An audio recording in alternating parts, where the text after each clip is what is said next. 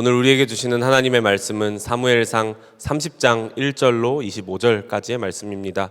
봉독은 1절에서 8절, 17절에서 19절까지 하도록 하겠습니다. 다윗이 부하들과 함께 사흘 만에 시글락으로 돌아왔을 때는 아말렉 사람이 이미 남부 지역과 시글락을 습격하고 떠난 뒤였다. 그들은 시글락에 침입하여 성에 불을 지르고 여자를 비롯하여 그 성읍 안에 있는 모든 사람을 어린아이나 노인할 것 없이 사로잡아 한 사람도 죽이지 않고 끌고 갔다. 다윗이 부하들을 거느리고 그 성읍으로 들어와 보니 성은 불타버렸고 아내들과 아이들이 모두 사로잡혀갔다. 다윗과 그의 부하들은 목 놓아 울었다. 모두들 더 이상 울 힘이 없어 지칠 때까지 울었다. 다윗의 두 아내인 이스라엘 여인 아히노암과 나발의 아내였던 갈멜 여인 아비가일도 사로잡혀갔다. 군인들이 저마다 아들, 딸들을 잃고 마음이 아파서 다윗을 돌로 치자고 말할 정도였으니 다윗은 큰 공경에 빠졌다. 그러나 다윗은 자기가 믿는 주 하나님을 더욱 굳게 의지하였다. 다윗이 아히멜렉의 아들 제사장 아비아달에게 말하였다. 어서 나에게 에봇을 가져다 주시오. 아비아달이 에봇을 다윗에게 가져오니 다윗이 주님께 문의하였다. 제가 이 강도들을 추격하면 따라잡을 수 있겠습니까? 주님께서 그에게 대답하셨다. 내가 틀림없이 따라잡고 또 틀림없이 되찾을 것이니 추격하여라. 다윗이 새벽부터 그 이튿날 저녁 때까지 그들을 치니 그들 가운데서 낙타를 탄 젊은이 400명이 도망친 것 말고는 한 사람도 살아남지 못하였다. 이리하여 다윗은 아말렉 사람에게 약탈당하였던 모든 것을 되찾았다. 두 아내도 되찾았다. 다윗의 부하들도 잃어버린 것을 모두 찾았다. 다윗은 어린아이로부터 나이 많은 노인에 이르기까지 아들과 딸, 그리고 전리품에서부터 아말렉 사람이 약탈하여 간 모든 것에 이르기까지 그 모든 것을 되찾았다.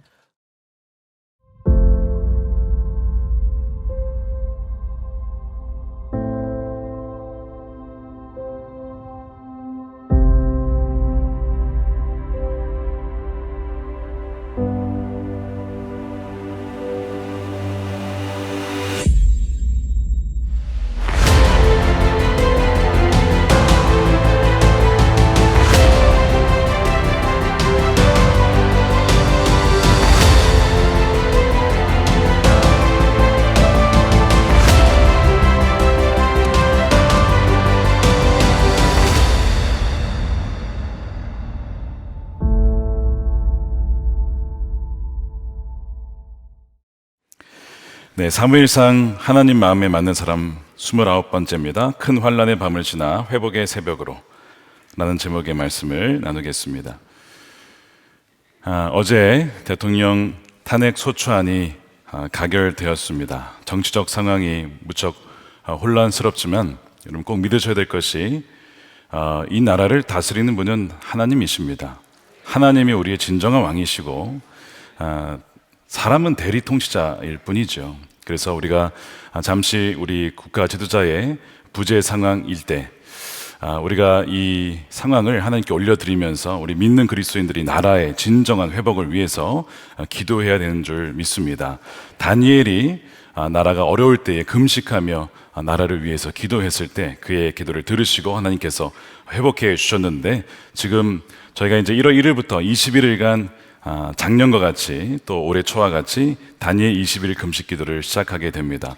저와 우리 목사님들은 지지난주부터 벌써 시작을 했고 한 번 마치면 또 새해에 한 번 더 시작을 하게 될 텐데요.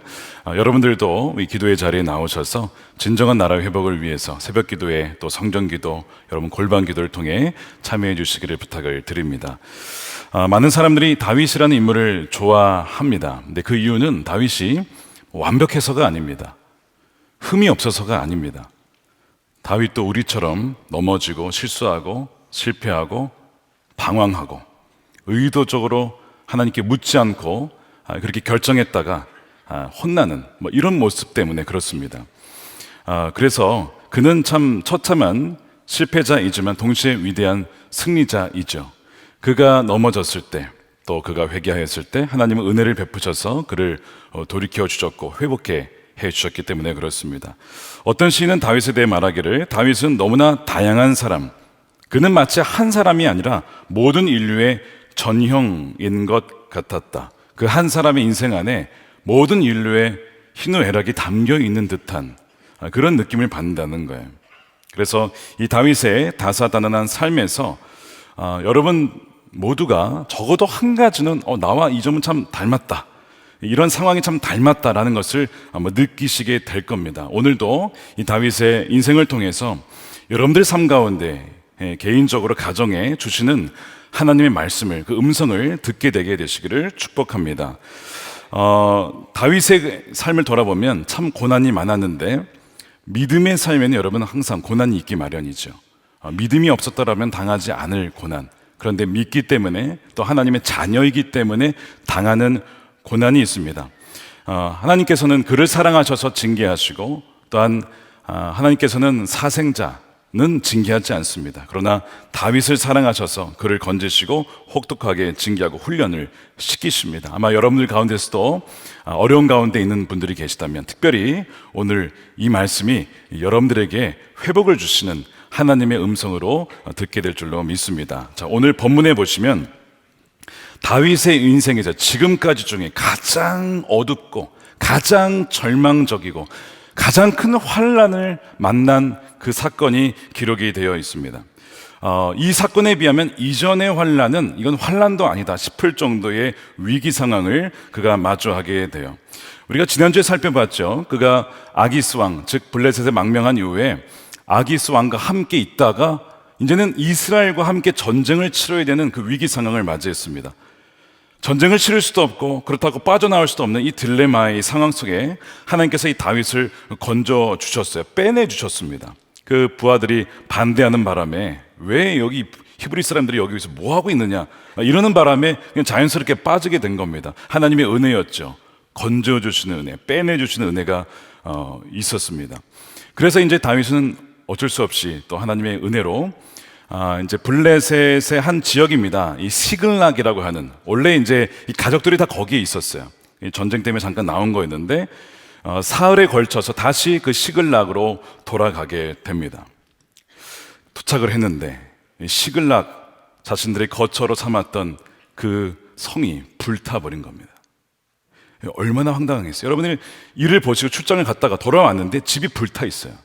너무 당황스럽지 않겠습니까? 가족들은 어떻게 됐을까? 내 자녀들은 어떻게 됐지? 내 배우자, 아내 어떻게 됐을까? 없는 거예요. 성경에 보니까 아말렉이 습격을 해가지고 아마 밤에 습격을 했을 겁니다. 다윗이 3일간 비운 사이에 이 시글락을 공격을 해가지고 성을 불태우고 노인과 어린아이, 자녀들 할 것 없이 다 한 명도 빠짐없이 사로잡아 갔다라고 되어 있어요.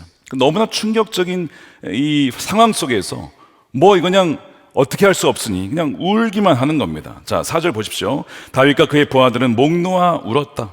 모두들 더 이상 울 힘이 없어 지칠 때까지 울었다. 감당하기 어려운 고통을 당할 때에 펑펑 울기 시작하고 나중에는 눈물조차 나오지도 않죠. 다윗이 지금까지 숱한 고난을 당했다고 말씀을 드렸어요. 사울로부터 살해 위협도 당하고 고독과 외로움과 사람들의 배신과 스트레스, 굶주림, 뭐 정말 각양각색의 고난을 이 광야에서 겪었습니다. 더 이상 무슨 고난이 더 있겠나 싶을 바로 그때에 이 시글락의 이 재앙을 만나게 된 거예요. 그러니까 이 다윗의 부하들이 마음이 어땠을까? 완전히 무너져 내린 겁니다. 설상가상으로 이 부하들이 다윗을 죽이려고 하는 겁니다. 그것이 6절이에요. 군인들이 저마다 아들, 딸들을 잃고 마음이 아파서 다윗을 돌로 치자고 말할 정도였으니 다윗은 큰 곤경에 빠졌다. 큰 공경에 빠졌다. 다윗은 크게 다급하게 되었다. 개정판에 이렇게 번역을 했는데요. 지금까지 여러 가지 환난이 많았지만 내부 분열을 통해서 부하들의 반역은 처음 있는 일입니다. 여러분, 이 부하들이 누구였습니까? 아둘람 군에 다윗이 있을 때 사람들이 몰려왔어요. 환난당한 자, 원통한 자, 빚진 자.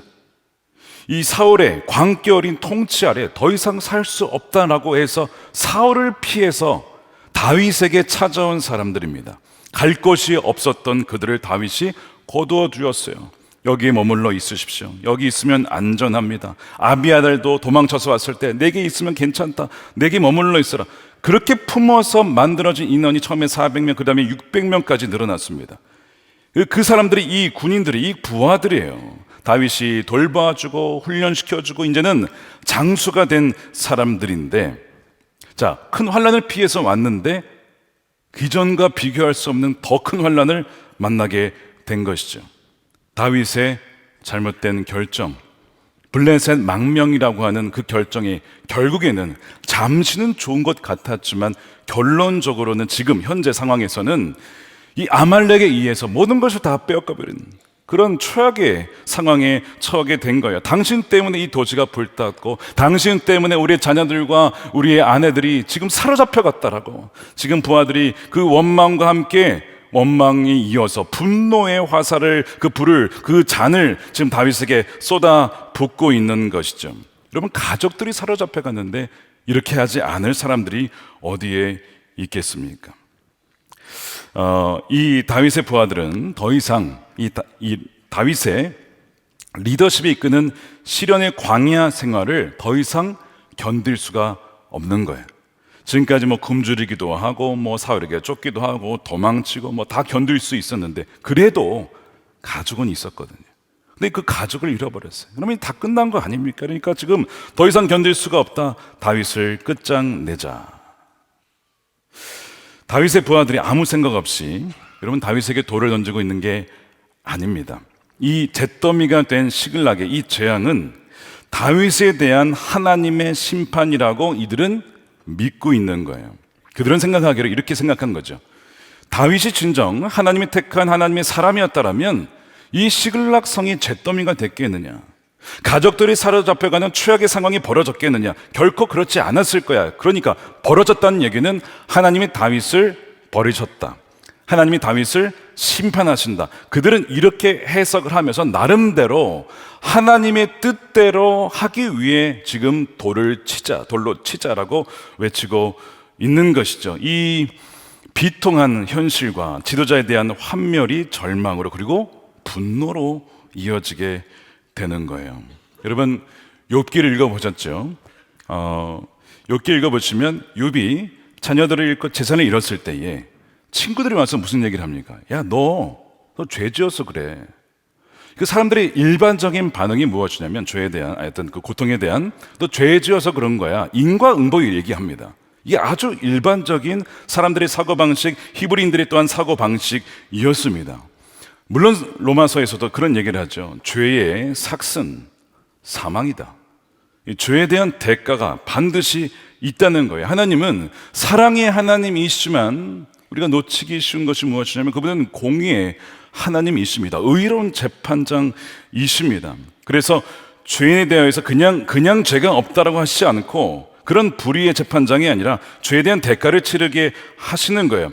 그래서 하나님께서 사울을 끝까지 기다려 주셨어요. 왜냐하면 그가 회개하기를 원하셨는데, 사울은 끝까지 회개하지 않고 결국에는 그 위기의 때에 마지막 찬스였는데 엔돌의 무당을 찾아갔다라고 말씀을 드렸어요. 28장에 무당을 찾아가서 묻는 거예요. 결국에는 하나님께 나아가지 못하고 회개하지 못한 그의 비참한 결말이 이제 그 다음 장입니다. 31장이 기록이 됩니다. 우리가 이제 이것을 우리 성탄절 지난 다음에 살펴볼 겁니다. 사울의 비참한 결말이죠. 그러니까 여러분, 우리가 하나님을 정말 두려워할 줄 알아야 됩니다. 하나님을 경외하는 자가 되어야 된다는 거예요. 하나님 참 크고 두려우신 분이십니다. 자, 이 시글락의 재앙을 본 부하들이 이렇게 생각을 한 것이죠. 하나님께서 지금 다윗을 심판하신다. 이렇게 보시는 거예요. 자, 그러면 지금 다윗의 편에 선 자가 없습니다. 그리고 가족들은 사로잡혀갖고 모든 재산을 다 잃어버렸어요. 모든 것을 다 잃어버렸습니다.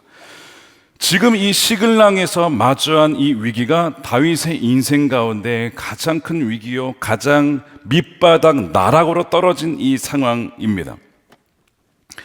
이 사무엘상 30장에 나타나는 이 시글락의 영적인 의미가 무엇이냐면 이런 겁니다. 더 이상 나빠질 수 없다라고 생각한 이후에 찾아온 환란입니다. 야, 이보다 더 나빠질 수 있을까? 이보다 더 바닥을 칠 수 있을까 싶은데 계속 내려가는 거예요. 이것이 시글락입니다. 아마 여러분들 중에 현재 그런 이 시글락을 마주한, 이 시글락의 재앙을 마주한 그런 분들이 계실 거예요. 지지난주죠. 아둘람 기도회 재정이란 주제로 저희가 모여서 강사님을 모시고 또 함께 기도한 시간을 가졌는데 그 당시에 우리 간증하신 성도님이 계십니다. 그분이 이런 간증을 하셨어요. 자기는 어릴 적부터 지금까지 계속 고난 가운데 살아왔다는 거예요. 인내는 자신의 인생이었답니다. 자신의 본가가 재정적인 문제로 무너졌다고 해요. 그러니까 이것은 그분의 인생 가운데 벌어진 참 안타까운 일이죠. 부모님의 잘못이긴 하지만 그렇다고 해서 부모님을 보낼 수 있겠습니까? 부모님이 잘못인데 고스란히 자녀들이 다 피해를 본 것이죠. 그래서 나중에 이제 이분이 무너진 본가를 살리기 위해서 회사를 퇴사하고 사업을 시작하셨는데 하나님의 은혜로 IMF 시작할 때쯤에 시작한 이 사업이 이제 직원이 한두 명 늘어나더니 20명 넘게 늘어나기 시작했습니다. 그래서 번창케 해 주셨어요. 근데 그때 어떤 타이밍이 있었답니다. 사업을 확장할 수 있는 타이밍이 있었어요. 근데 주위에서 도와달라는 사람이 많아서 이거 끊지를 못해서 결국 그 타이밍을 놓쳤고 그 이후부터 사업은 기울기 시작해서 지금 최근 몇 년간 가장 인생의 힘든 시간을 수년째 보내고 있다는 거예요. 자, 본가가 무너졌을 때 이제는 바닥이니까 이제는 앞으로 올라갈 일만 남았어라고 생각을 했는데 그게 아니고 그게 끝이 아니고 그 뒤가 더 있었다는 것이죠. 이것이 뭐라고? 이것이 시글락이에요. 너무나 안타까운 일이죠. 너무나 고통스러운 일입니다. 보통 이런 환란 이후에 또 환란을 당하면 처음에야 내가 뭘 잘못했나 이런 생각이 들지만 계속이 되면요, 내가 회개했는데 왜 나에게 이런 일이 일어나지? 아니면 하나님 저한테 도대체 왜 이러십니까? 라고 하는 그런 마음이 들기 마련이에요. 하나님께서 이 블레셋으로 망명해 간 다윗을 정말 그냥 말없이 정말 기적적으로 그를 이렇게 건져 주셨습니다. 건져 주셨는데 갑자기 또 오늘 30장에 와서는 이 시글락의 재앙을 허락하신 거예요. 그러니까 하나님은 건져 주실 때는 언제고 다시 이 재앙을 부어 주시니 도대체 이거 하나님 이 변덕이 너무 심하신 거 아니냐? 이렇게 느껴질 정도예요. 우리가 읽을 때도 그렇잖아요. 아니 29장에서 건져줄 때는 언제고 30장이 이건 또 뭡니까? 이해가 잘 안 되는 것이죠. 여러분, 다윗이 오늘 시글락에서 이 큰 고통과 환란 이후에 환란을 당한 이유가 무엇일까요? 27장, 28장, 29장을 쭉 30장까지 읽다 보면 성경은 암묵적으로 그 이유를 얘기하고 있어요. 다윗이 하나님께 묻지 않고 1년 4개월 넘게 이 블레셋으로 망명한 것 때문에 그렇습니다. 물론 그의 그런 죄에 대해서 하나님은 용서하시고 그를 건져주셨지만 그 죄에 대한 대가를 지금 30장에서 치르게 되는 거예요. 왜 이런 어떤 대가를 치르게 하셨는가? 그에게 맡겨진 것이 너무 큽니다. 다윗에게 맡겨진 것이 너무 컸어요. 하나님은 그에게 나기드라고 하는 사명을 주셨습니다. 너는 나의 대리 통치자야. 너는 나의 뜻을 묻고 나의 마음에 맞게 행동할 때에 너를 통해 내가 드러나게 될 거야. 이 사명을 주셨는데 그 다윗이 어떻게 했습니까? 묻지도 않고 자기 스스로 자력갱생, 이제는 내 힘으로 내 인생이 주인이 되어서 생존을 추구하자라고 해서 간 것이 이 블레셋 망명이었어요. 이것은요 단지 그냥 망명한 것이 아니고요, 이것은요 하나님의 통치와 다스림을 거부하는 반역이었습니다. 사실 이것이 반역이었어요. 그냥 넘어갈 일이 아니었던 것이죠.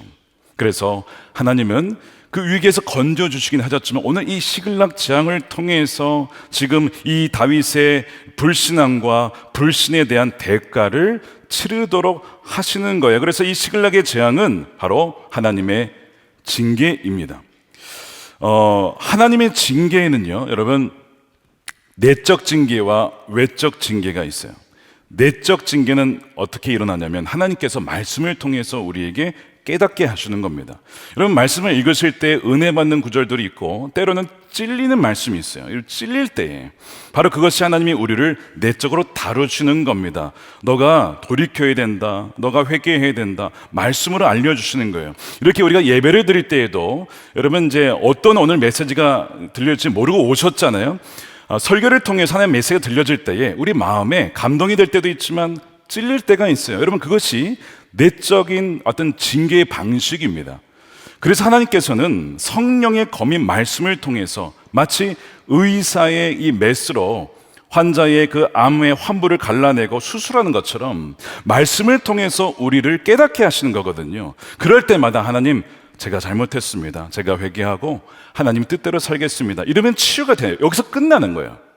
그런데 많은 경우에 이 내적 징계가 일어났을 때에 저도 그럴 때가 참 많이 있지만 어떻습니까? 그런 말씀이 들리면 피하고 싶어요. 듣기 싫습니다, 사실. 하나님 말씀인 거 분명히 알아. 이렇게 가야 돼. 그런데 의도적으로 마음에 거역하는 마음, 완고한 마음, 거스르고 싶은 이 마음이 있어요, 우리에게.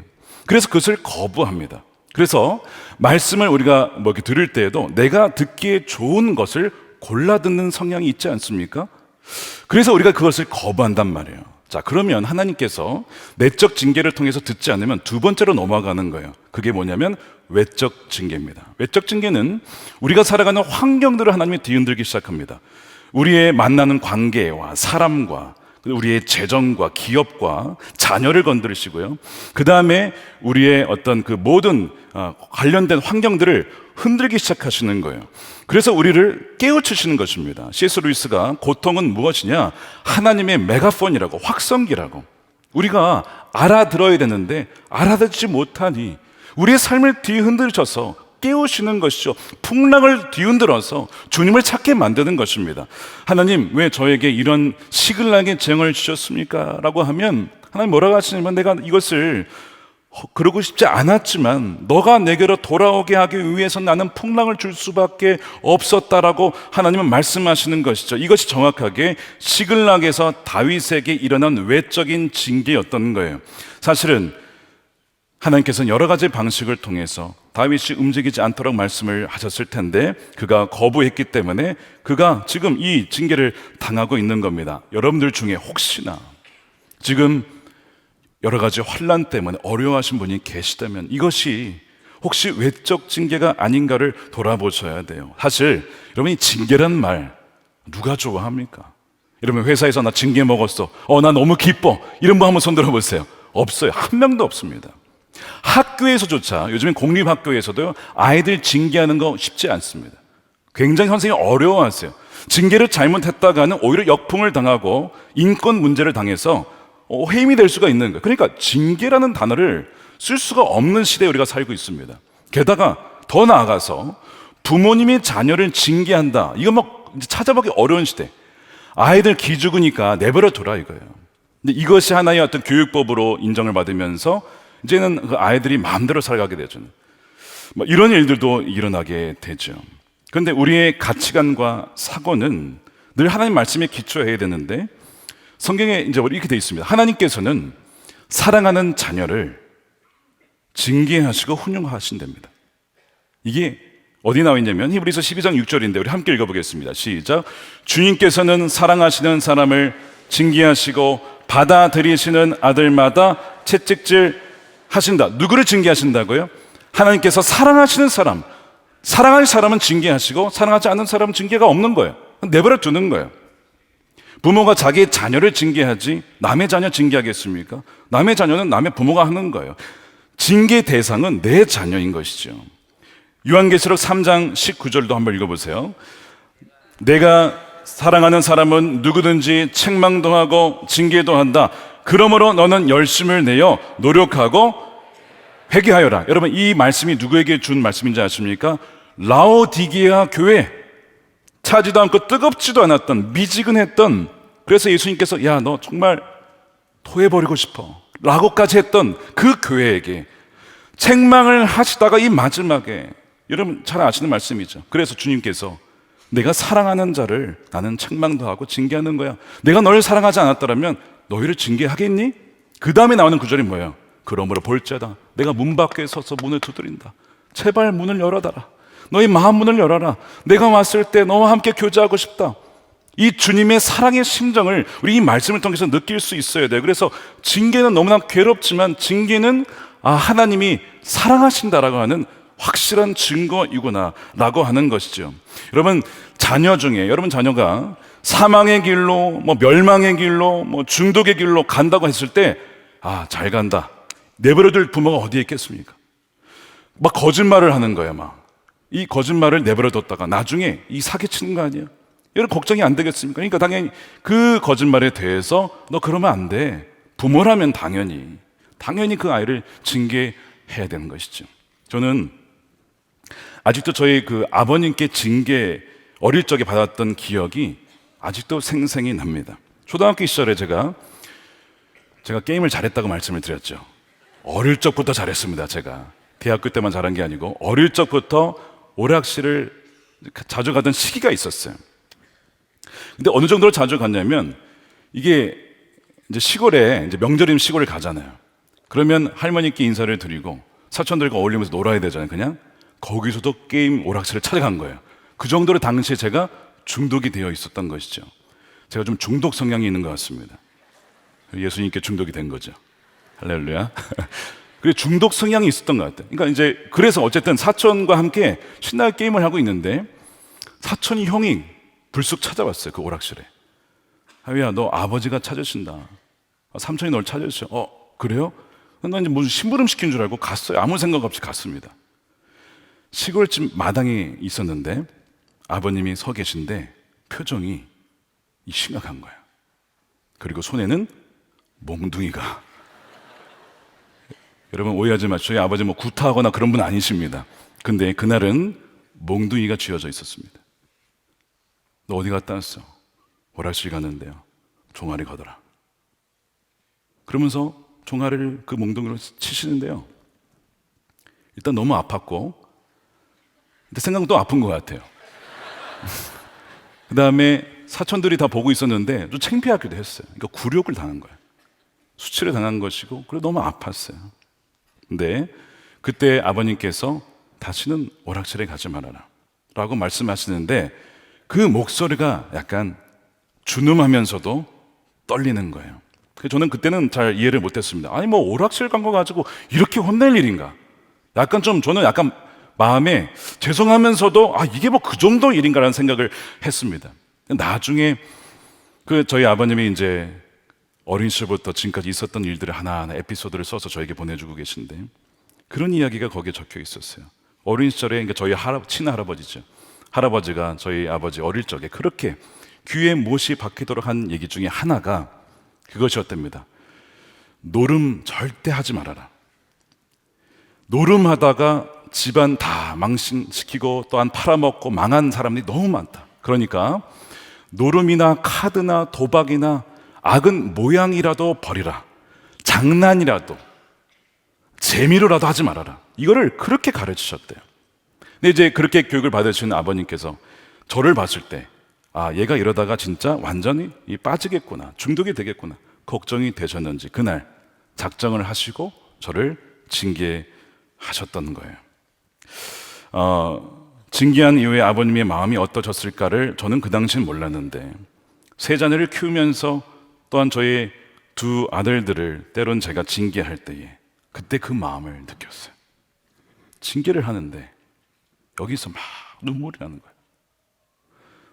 징계하는데 여기서 막 눈물이 나요. 너무 아파요. 근데 징계하지 않을 수가 없는 거예요. 그렇지 않으면 이걸 끊을 수가 없으니까. 정말 이 아들이 잘 되기를 원하니까. 그 마음이 느껴지는데 언제가 생각이 났을까요?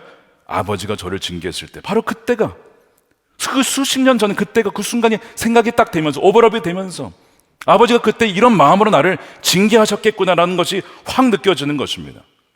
여러분 지금 왜 다윗에게 이런 일이 벌어졌냐고요? 지난 인생에 지금 다윗이요 하나님을 사랑하고 하나님 마음에 맞는 사람이라고 잘 오다가도 그냥 떨어질 때가 있어요. 떨어져 나가고 방황할 때가 있어요. 다시 돌아왔어요. 근데 이것이 자꾸 반복이 되는 거예요. 이제 조금 있으면요, 이제 사울 죽습니다. 이제 왕이 되어야 돼. 왕으로서 이제 통치를 해야 돼. 하나님 마음에 맞는 사람을 통치를 해야 된다고요. 이제 2장만 넘어가면 이제 왕이 되는 건데, 지금 다윗이 어떤 상황이에요? 블레셋의 망명에 간 상황이에요. 정말 결단을 하신 거죠, 하나님께서. 징계를 해야겠다. 그래서 정말 나에게 돌아와서 정말 나만을 의지하는 다윗이 되기를 원한다라는 마음으로 하나님께서 이 시글락을 허락하신 것입니다. 여러분, 시글락의 대환란을 당하셨습니까? 당하고 계십니까? 여러분들에게 하나님의 위로가 있게 되기를 축복합니다. 그러나 동시에 환란이 있다면 여러분 믿으십시오. 아, 내가 하나님의 사랑받는 자녀이구나. 내가 사랑받는 자녀이기에 나를 하나님께서 징계하시는구나. 여러분, 사생자는 여러분 하나님께서 징계하지 않습니다. 내버려 둡니다. 말씀을 무시하고 또한 내 멋대로 사는데 아무런 일이 없습니까? 여러분, 하나님께서 허락하신다고 여러분 믿지 마시고요. 그것이 바로 내버려둔 징계일 수 있으면, 어떻게 보면 더 무서운 심판일 수 있으면 여러분 아셔야 됩니다. 그렇기 때문에 이 시글락의 재앙은 사랑의 증거라는 거예요. 자, 하나님께서 다윗에게 이 징계를 하셨지만 굉장히 절망적인 상황이에요. 근데 여러분 꼭 기억하십시오. 하나님은 진노 중에도 긍휼을 잊지 않는 분이십니다. 공의 하나님이시지만 동시에 사랑의 하나님이시죠. 그 증거가 오늘 본문에 몇 가지 나와요. 30장 오늘 2절에 보니까 불타고 사로잡혀 갔는데 뭘 기록하고 있냐면 한 사람도 죽이지 않고 끌고 갔대요. 죽은 자가 없었답니다. 사로잡혀 갔대요. 원래 아말렉, 여러분 이제 성경을 보시면 아말렉 사람들이 나타나면요 가차없이 죽입니다. 아말렉 굉장히 잔인한 사람들이에요.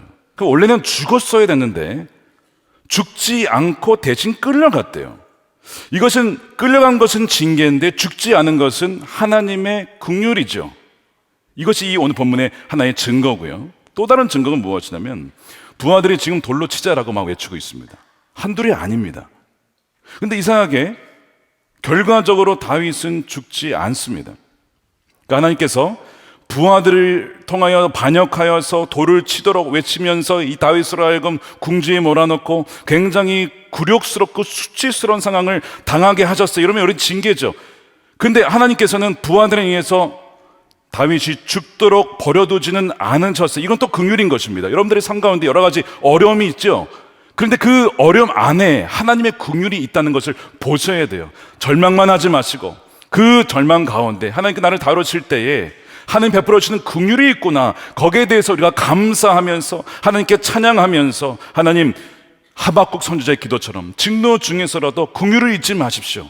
이게 3장 2절 말씀이거든요. 진노 중에서라도 긍휼을 잊지 마십시오. 이게 반전의 실말입니다. 큰 공경에 빠져 있었던 다윗에게 반전이 일어나는데 그 이유가 무엇인지를 6절은 이렇게 기록을 하고 있습니다. 다윗을 돌로 치자 하니 다윗이 크게 다급하였으나 그의 하나님 여호와를 힘입고 용기를 얻었더라. 여러분, 위기 속에서 하나님께 나아가 그분을 붙잡고 새 힘을 얻는 여러분 되시기를 축복합니다. 용기를 얻는 여러분 되시기를 축복합니다. 어떤 절망 중에도 하나님의 긍휼을 잊지 않는 분이시기 때문에 그렇지요. 영어로 보니까 여호와 안에서 in the Lord라고 되어 있습니다. 여호와 안에서 스스로는 힘을 얻을 수 있는 데가 없지만 하나님 안에 있을 때에 힘을 얻게 됐다는 것이죠. 환난의 밤을 겪었습니다. 다윗이 인생의 최대의 위기를 겪고 있습니다. 그런데 하나님 안에서 회복의 새벽으로 나아가는 이 반전이 여기서 벌어지게 되는데 질문은 이것입니다. 도대체 어떻게 하는 것이 하나님 안에서, 주 안에서 힘을 얻고 회복하는 것을 말하는 것이냐? 성경에 하나님 안에서 힘을 얻는 다양한 말씀을 하고 있어요. 근데 다 말씀드릴 수는 없고 오늘 두 가지를 말씀을 드릴게요. 첫 번째는요, 죄를 회개하고 영원한 반석이신 주님만 의지하는 것입니다. 죄를 회개할 때 하나님께서 우리를 회복시켜 주시거든요. 우리 죄를 회개하고 인생을 주님께 맡길 때에 새로운 회복의 은혜가 부어지는 거예요. 그래서 인돌롤드라고 했을 때 바로 주님의 통치권 안으로 이제는 내 마음대로 가지 않겠습니다. 내 마음대로 결정하지 않겠습니다. 주님께서 인도하실 때만 내가 움직이든지 순종하겠습니다. 그 통치가 안으로 그가 들어갔다는 뜻이에요. 다윗이 그때의 회복이 일어났다는 것이죠. 여러분 보세요. 사울은 가장 위기 때 누굴 찾아갔습니까? 엔돌의 무당을 찾아갔어요. 이것이 다윗과 사울의 차이라니까요. 다윗은 가장 다급할 때에 결국 다시 주님께 돌아가는 것이죠. 인생의 바닥을 쳤을 때에, 어떤 사람은 바닥을 쳤을 때 깨어져 버립니다. 완전 산산조각이 나요. 근데 어떤 사람은 바닥을 쳤을 때 그 바닥이 흔들리지 아니하는 반석인 그리스도를 만나는 경우가 있습니다. 저희 교회 새가족 이제 세례를 받으실 때 거의 30-40%가 인생의 어떤 문제로 말미암아 오신 분들이에요. 인생의 바닥을 쳤을 때, 재정적인 바닥이든 건강이든 자녀의 문제든 바닥을 쳤을 때 바로 깨진 것이 아니라, 물론 깨졌죠. 자신을 의지했던 그 마음은 깨졌지만 오히려 그것 때문에 인생의 반석 되신 주님을 만나서 예수님을 믿고 세례 받으신 분들이 굉장히 많아요. 다윗이 시편 62편에 이렇게 고백합니다. 우리 함께 읽어볼까요? 시작. 오직 그만이 나의 반석이시요 나의 구원이시요 나의 요새이시니 내가 크게 흔들리지 아니하리로다. 나의 반석이신 주님을 진짜로 이제는 의지하겠다라고 고백을 하는 것이죠. 이 반석이 누굽니까? 고린도서 10장에 뭐라고 되어 있어요? 신령한 반석으로부터 물이 나오는데 그 반석은 곧 그리스도라. 흔들리지 아니하는 그리스도, 그 반석 위에 집을 세우는 여러분 되시길 축복합니다. 그러면 창수가 나고 폭풍이 밀려오고 와도 흔들리지 않는, 영원히 남는 그 인생이 된다는 것입니다. 이것이 예수님의 약속의 말씀이었죠.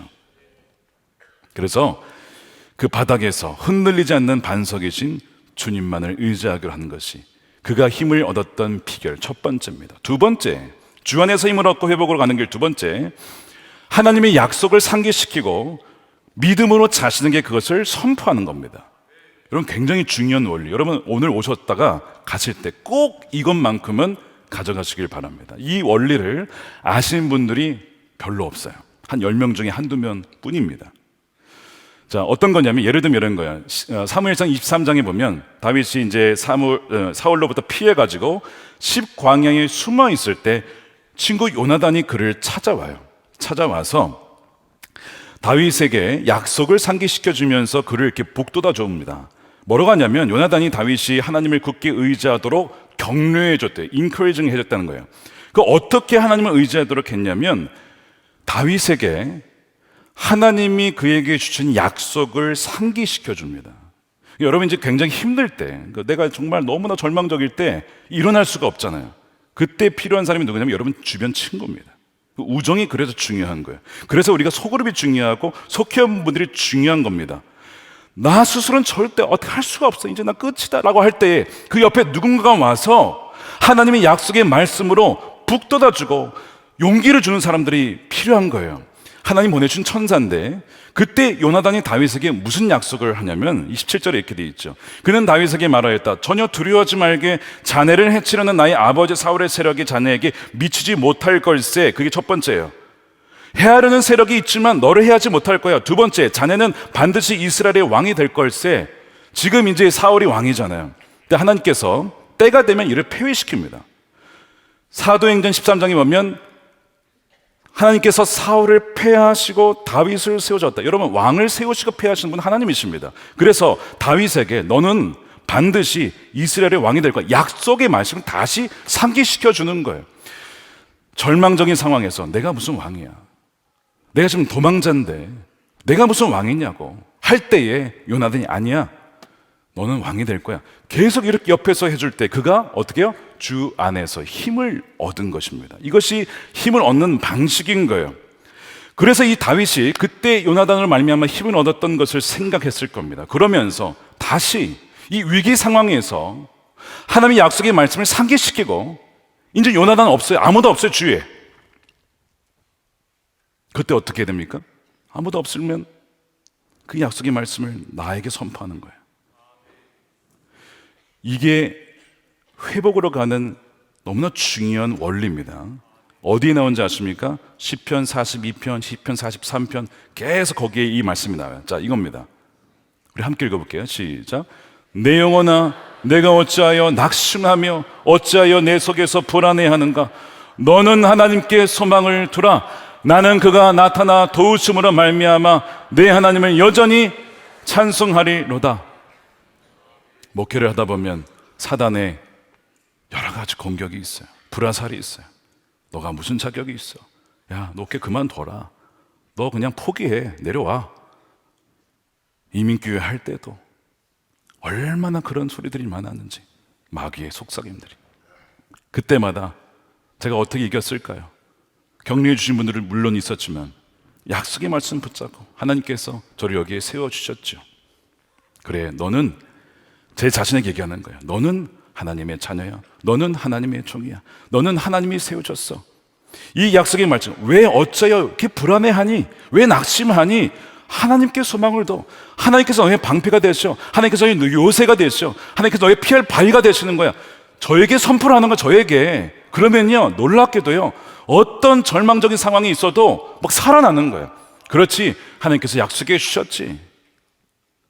한국에 와서도 마찬가지입니다. 한국에 와서도. 여러분, 지금 어떠한 형편이 있든지 이 시편 42편 말씀을 가지고 내 영혼아 왜 낙심하냐? 하나님의 나타나 도우심을 말미암아 여전히 하나님을 찬송할 것이다 라고 주님께 나아가면서 자신에게도 이 약속의 말씀을 선포함으로써 주 안에서 새 힘을 얻는 여러분 되시기를 축복합니다. 자, 그래서 이 새 힘을 얻은 다윗이 바로 바뀝니다. 그 증거가 무엇이냐? 영적으로 회복된 증거가 무엇이냐? 하나님과의 관계가 회복이 돼요. 하나님께 나아가서 묻는 거예요. 아, 내가 영적으로 지금 회복됐다는 증거가 어떻게 알 수 있냐면, 내가 주님께 묻고 주님의 음성을 듣는 이 관계가 이어지고 있느냐를 봐야 되는데, 바로 다윗이 제사장 아비아달을 부르죠. 다급하게 부릅니다. 이게 느낌표로 되어 있어요. 본문을 보시면 제사장에게 불러요. 에봇을 가져와라. 그래서 그 에봇 안에 우림과 둠밈을 통해서 하나님의 뜻을 물어요. 예, 아니오를 묻는데 이렇게 물었습니다. 다윗이 주님께 문의하였다. 제가 이 강도들을 추격하면 따라잡을 수 있겠습니까? 주님께서 그에게 대답하셨다. 내가 틀림없이 따라잡고 틀림없이 되찾을 것이다. 추격하여라. 예스라고 한 거예요. 하나님의 응답을 받습니다. 그래서 하나님과의 관계가 회복이 되니까 하나님께서 그 다음에 막혀 있었던, 깨어졌던 관계를 하나씩 풀어주기 시작하는데, 영적인 회복과 재정적인 회복과 관계적인 회복을 하나씩 풀어주는 거예요. 자, 보십시오.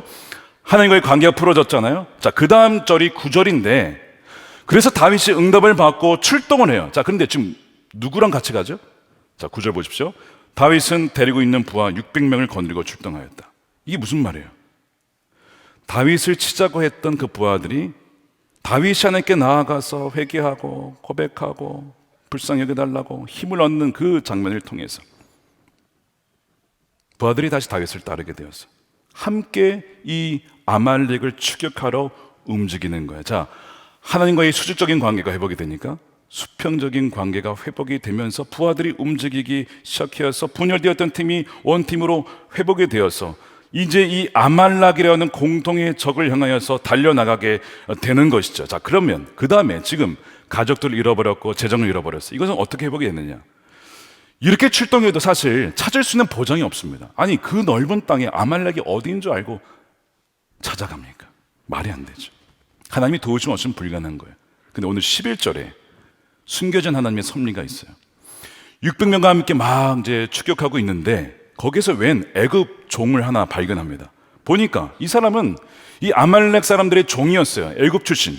버림을 받은 거예요. 왜 버림을 받았느냐? 병에 걸렸다고 버렸습니다. 근데 그 버려진 바로 그 길을 마침 다윗과 부하들이 지나가게 되면서 만난 거예요. 그래서 그가 굶주렸기 때문에 먹을 것을 주면서 죽이지 않을 테니까 아말렉 사람들은 어디 있는지 얘기해달라. 정보를 그가 얘기해 줍니다.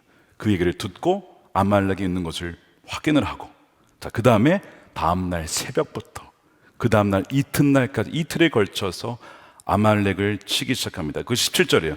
다윗이 새벽부터 그 이튿날 저녁 때까지 그들을 치니 이리하여 다윗은 아말렉 사람에게 약탈당하였던 모든 것을 되찾았다. 다윗의 부하들도 잃어버린 모든 것을 되찾았다라고.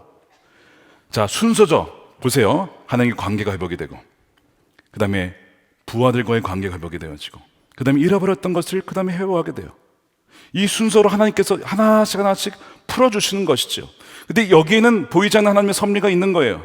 말씀드린 것처럼 5가지 요소가 하나라도 빠졌으면 일어나지 않는데 어떤 요소냐? 첫 번째, 하나님은 애굽인 종이 병들게 하셨어요. 그래서 첫 번째 요소고, 두 번째, 아말렉의 그 병든 종을 버리게 하셨습니다.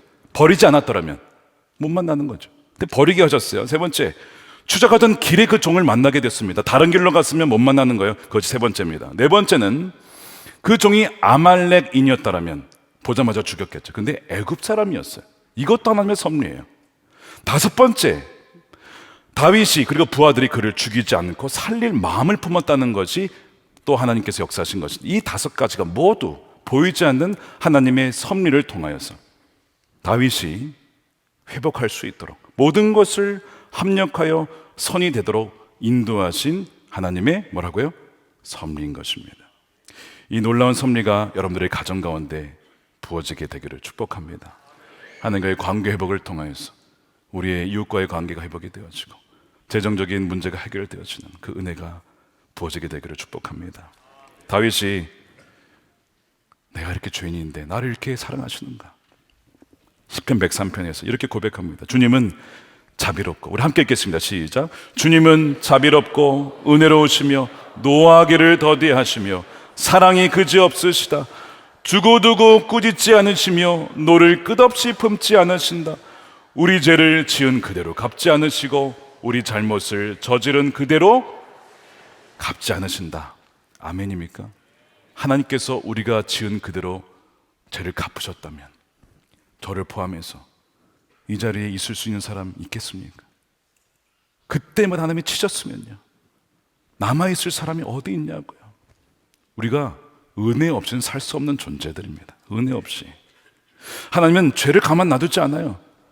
그러나 그 죄인을 불쌍히 여기시는 거예요. 그래서 보내신 분이 누굽니까? 예수 그리스도입니다. 우리 죄를 대신하여서 죽으시고 죄인인 우리를 살리시기 위해요, 주님이 이 땅에 오셔서 태어나시고 또한 십자가를 지시고 모든 죄를 사하시고 우리를 살게 하시는 것이죠. 베드로전서 2장 24절 보십시오. 그는 우리 죄를 자기 몸에 몸소 지시고서 나무에 달리셨습니다. 그것은 우리가 죄에는 죽고 의에는 살게 하시려는 것이었습니다. 그가 매를 맞아 상함으로 여러분이 나음을 얻었습니다. 저와 여러분이 나음을 얻은 거예요. 주님의 십자가의 은혜로 말이죠. 여러분, 이것은 복음입니다. 이 시편 103편에서 다윗이 그 주님의 복음을 경험하고 나 같은 죄인을 살리신 주님의 은혜가 얼마나 큰지, 12절에 동이서에서 먼 것 같이 우리의 죄가를 우리에게서 멀리 옮기셨고 아버지가 자식을 긍휼히 여긴 같이 여호와께서는 자기를 경외하는 자를 긍휼히 여기시나니, 하나님을 경외하는 여러분 되시길 축복합니다. 그리고 긍휼함을 받는 여러분 되시기를 축복합니다. 아까 그 재정의 징계를 받고 회복 가운데 있는 그분이 이런 고백을 하셨어요. 나는 죽고 예수로 사는 삶, 주님께서 의의 옷을 덧입혀 주셨습니다. 짧은 신앙생활이지만 하나님이 아니면 설명될 수 없는 일들이 너무나 많이 일어나고 있습니다. 말씀을 읽고 묵상하며 받은 복을 생각해 보면 두려움이 사라집니다. 이 영적 아이는 지금 생수의 강에 푹 빠져 있습니다. 푸른 초정에 누워 있습니다. 눈에 보이는 고난보다 나만 보시는 하나님의 기다림을 외면하지 않겠습니다.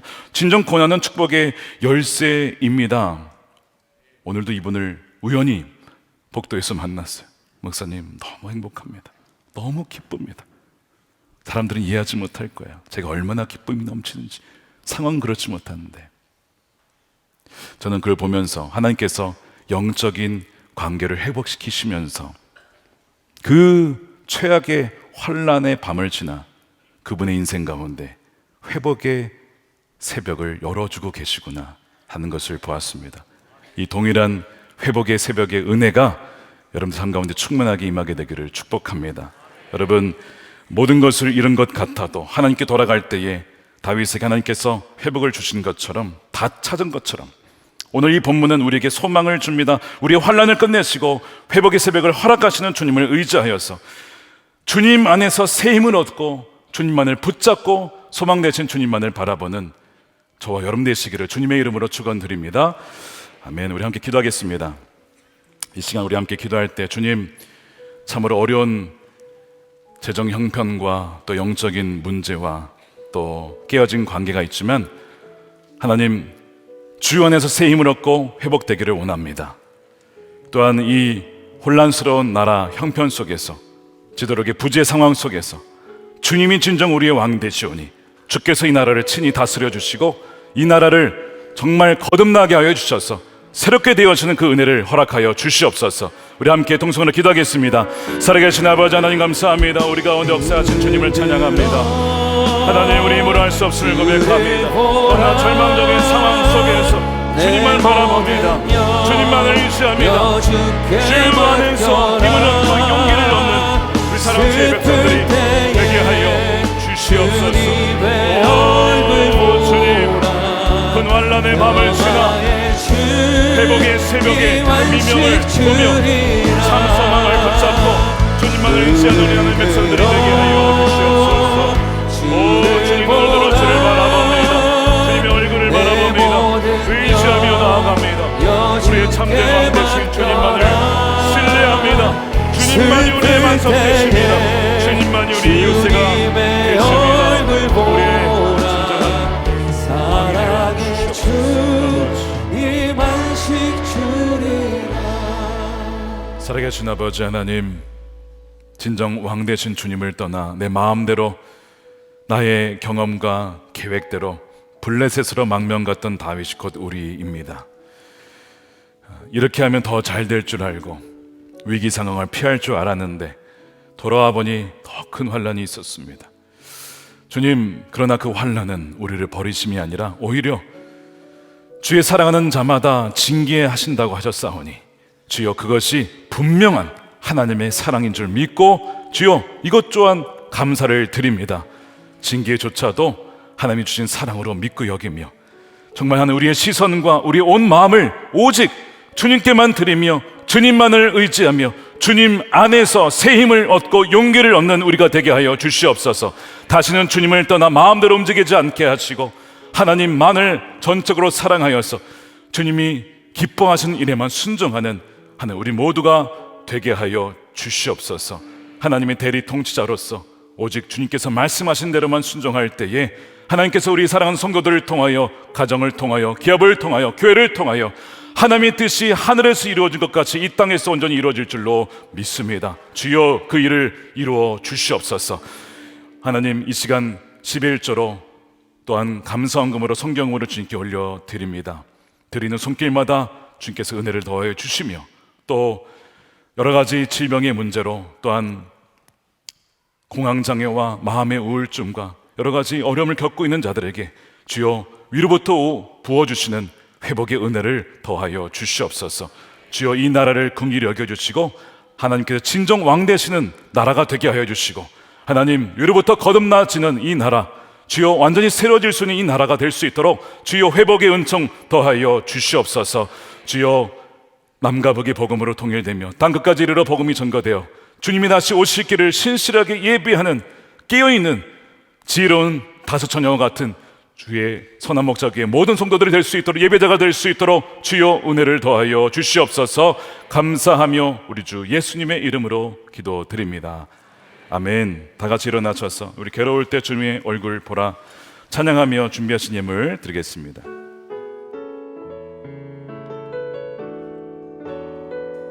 괴로울 때 주님의 얼굴 평화의 주님 바라보아라. 평화의 주님 바라보아. 세상에서 시달린 친구들아, 세상에서 시달린 친구 위로의 주님 바라보아라.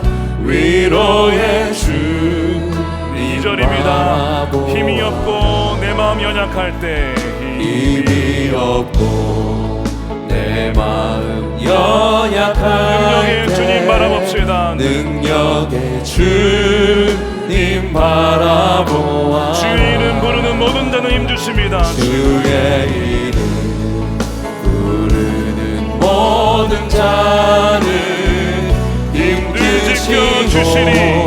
늘 우리 두 손 들고 찬양합니다. 눈을 들어 주를 보라. 눈을 들어 주를 보라.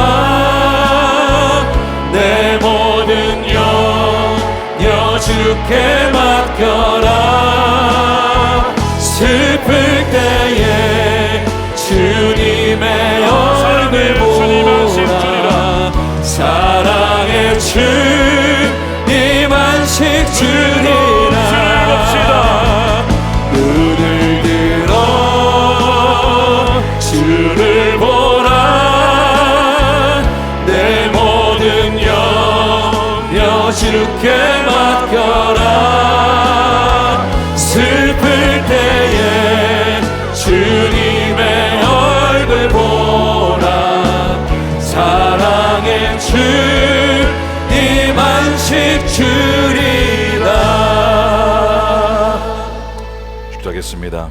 이제는 우리 영원한 왕 대신 예수 그리스도의 크신 은혜와 독생자들을 아끼지 아니하고 내어주신 하나님 아버지의 크신 사랑하심과 우리와 늘 함께 하시는 성령님의 감화감동, 교통, 내주하심이 시글락의 재앙을 만났으나 사랑하는 자만 징계하신다는 주님의 그 사랑을 붙잡고 주님께 나아가기로, 새 힘을 얻기로 나아가는 사랑하는 모든 성도들 머리 위에 저들의 가정과 일터와 기업과 자녀와 다음 세대 이 교회와 주의 사랑하는 대한민국 가운데 영원히 함께 하시기를 간절히 축원하옵나이다. 아멘.